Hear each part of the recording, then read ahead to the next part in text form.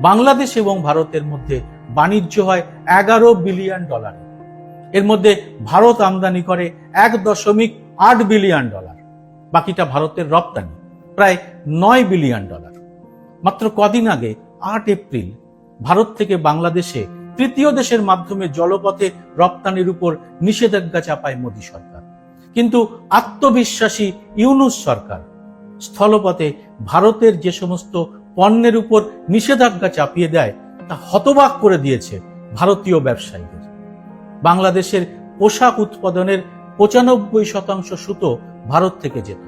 এর বাইরে electronic goods, craft paper, cigarette paper, মাছ, আলু, দুধ, রেডিও, বাইসাইকেল, মোটরসাইকেলের যন্ত্রাংশ, মার্বেল টাইলস, সিরামিক ইত্যাদি রপ্তানি করত ভারত।